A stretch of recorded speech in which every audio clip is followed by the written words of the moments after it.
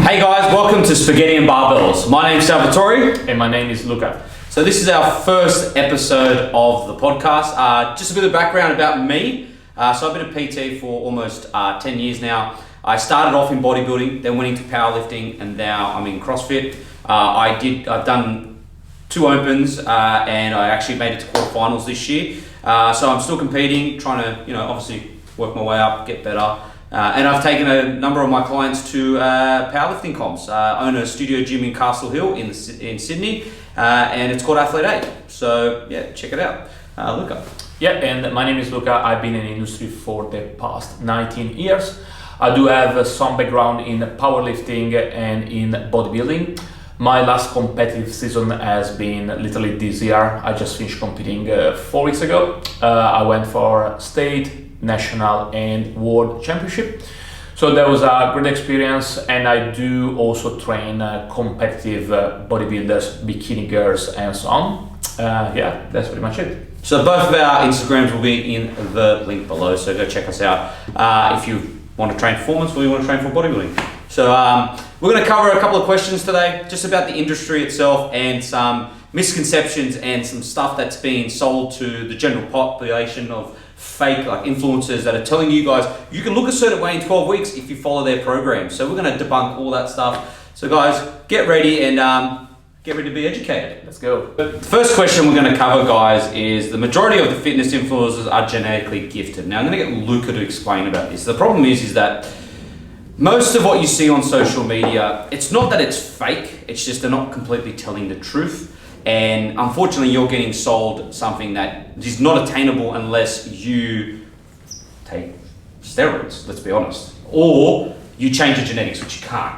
So Luca's going to elaborate and give you an idea of what to expect and to understand your own genetics. And obviously, if you are looking down the realm of, performance enhancing, Luca can give you an idea of what that entails. Yes, as Sal was saying, genetics definitely play a big role. So you can't change your genetics, it is what it is. Some people will find easier than others in building a muscle, getting leaner, getting stronger. So there is definitely a strong genetic component. However, there are things that are in your power that you can utilize, such as nutrition, training, lifestyle, such as sleep quantity and quality, and so on. So as a rule of thumb, you can't change your genetics. You can change other things. The question is also how much are you willing to change and what is realistic for you. As I was telling Sal, if you have different priorities such as family commitments, work, running your own business is most likely than not going to take a toll in terms of what you can commit in terms of training, diet and so on. So I do believe that you can get very good results. The more energy you put in the process, the more result you will get back based on your genetics. We know that from a performance perspective, training is very important. Diet-wise as well, if we don't have enough calories, it's going to be harder to recover. So correct. We want to have a certain amount of calories, we want to have a certain amount of protein, carbohydrates, fat, we want to sleep a certain amount of hours. However, even myself, I do compete at a decent level. I'm not going to have everything perfect. Can I get my 8 hours of sleep every night? Probably not. Sometimes I wake up early for my very first run in the morning. Sometimes my meals are not always at the same time. So there are a lot of questions in terms of what you can commit to. If you can actually sacrifice your lifestyle, and if you can get 8 hours of sleep, get your calories, get your protein, do your training and so on, you will get better results. But we need to figure out what you can do, and it's not about perfection, it's about consistency. Correct. If you do whatever you have to do for 7 days and then for the following 2 weeks you ended up sleeping less, having alcohol, or not tracking your food and so on, you're not going to go anywhere anyway. No. So consistency over time is most likely not more important than perfection in a short period of time. Yeah. So that's something that we really want to reinforce with our existing clients. Yeah, figure out what you can do consistently. Can you train 3 days per week? 3 days doesn't sound amazing, but if you can do it every single week, you will get better results than training for 6 days week number 1 and then train 1 per week for week number 2, 3 and 4. So figure out what you can commit to in terms of amount of training frequency, diet is not, even with the diet, if I can track my food every day, I'm most likely not going to get better results because I'm more reliable in the way that I set up my nutrition. However, let's say that you can't track your food, but you can, for example, you can have a certain protein goal on a daily basis. That's still like a good to get some sort of results.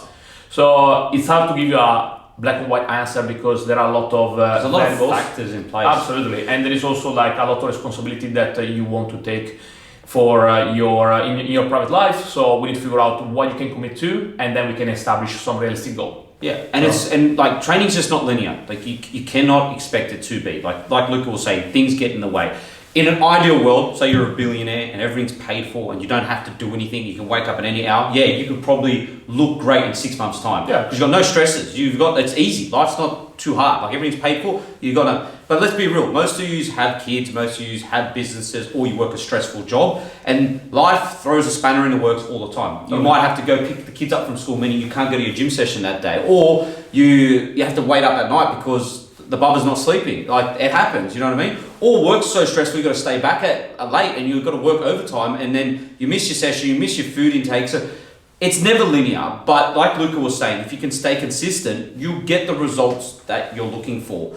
And comparing yourselves to these influencers that are genetically gifted, you might not have the genetics they have, but it's not saying that you can't get there. No. It just means it's going to take a lot longer to get to the point of where you want to get to. Or you need to make some sacrifice. Or you're going to make some sacrifices. If it makes sense and you want to prioritize your training, you could even consider to prioritize your training for a short amount of time. That's possible. The question is it going to be worth for you? And you only have the answer. So you need to figure out if it makes sense to sacrifice your job or your financial, whatever it is, which maybe is not the right answer, by the way. It depends.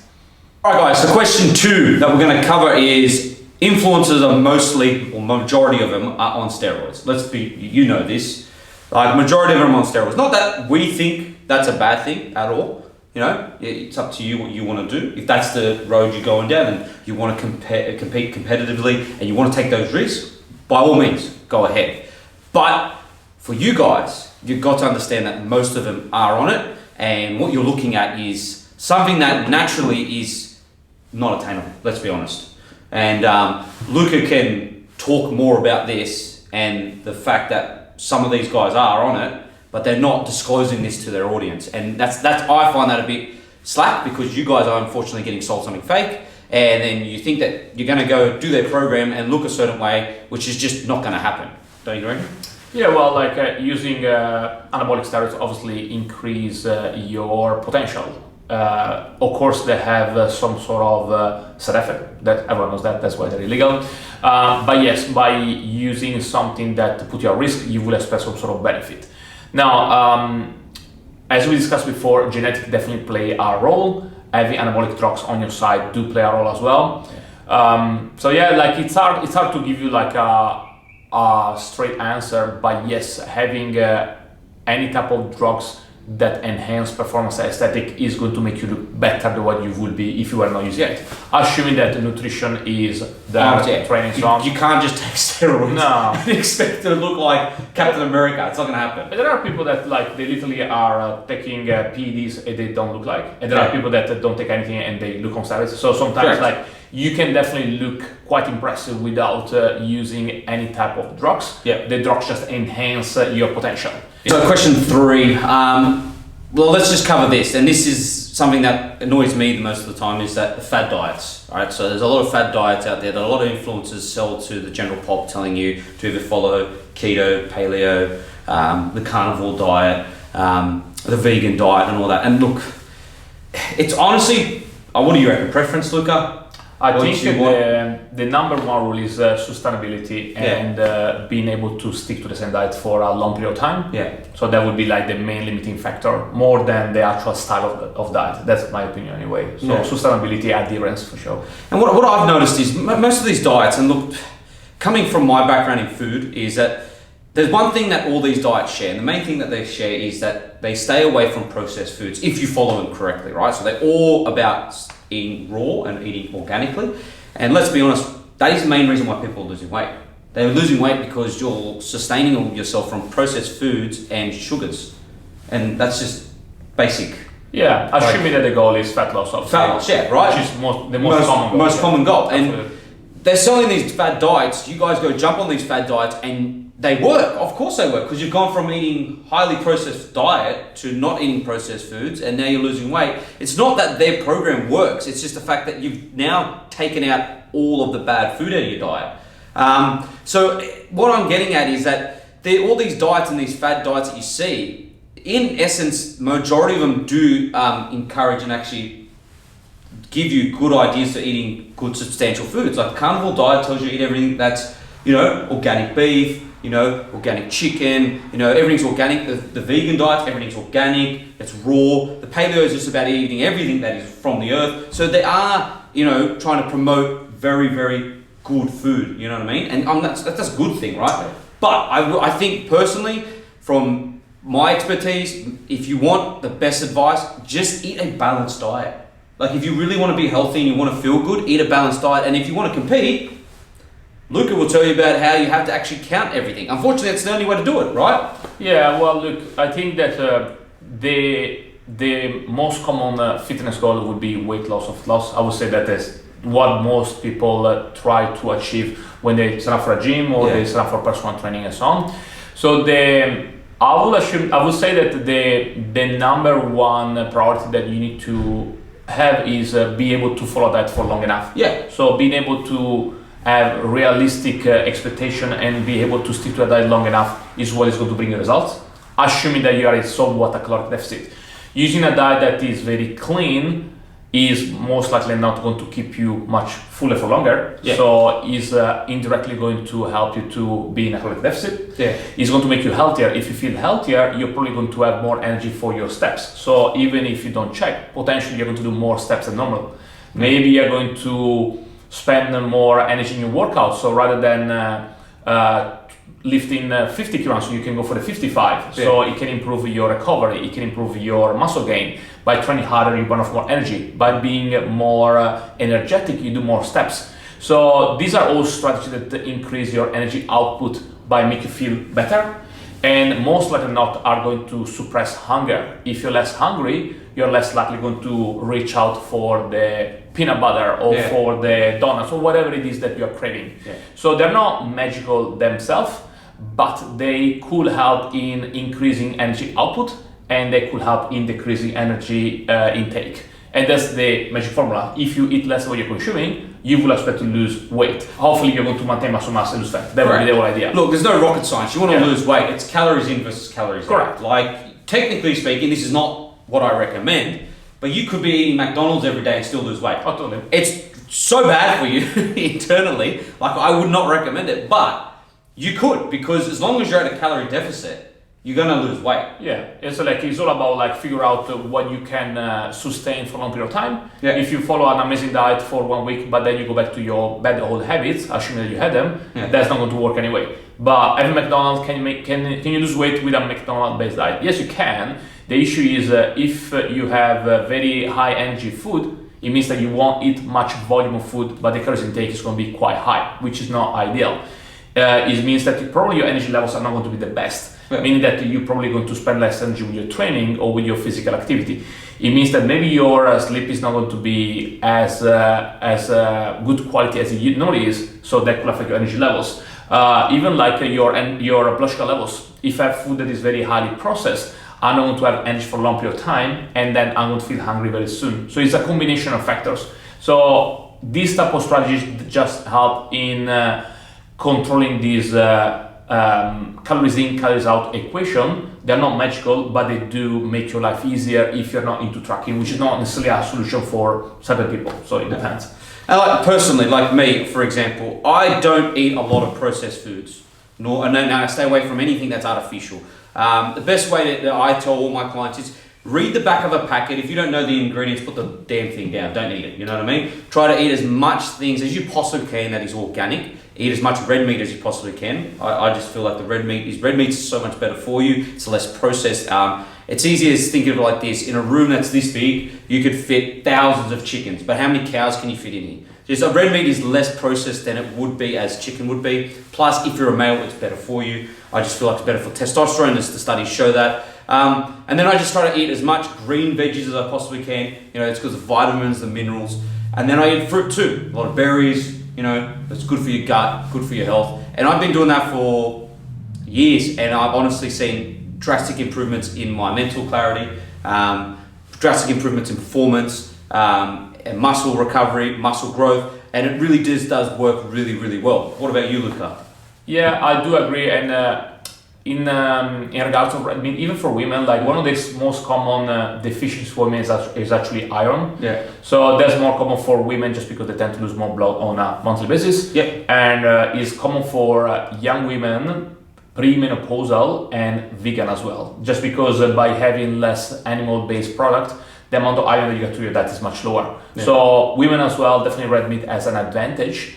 But also, like, I think sometimes people they see things like, for example, it's not uncommon to have somebody tell me, well, I'm not losing weight. Do you think that's because I have too many carrots and nobody gets fat because they eat too many carrots? Nah. I mean, like, it's most likely than not the alcohol that you had on the weekend. Correct. Or maybe the pasta that you had on Saturday night. So I don't think there is one single answer, but assuming that you're not losing weight because you're having too many tomatoes is pretty dumb, if it makes sense. Yeah. So I think that the moment that you have fruit, vegetables, good quality protein sources such as red meat or even white meat, the chance of being a caloric surplus is not as high as if I was relying more on pasta, bread, processed food, and so on. But that doesn't mean that bread is evil. It just means that it's more calories dense. Correct.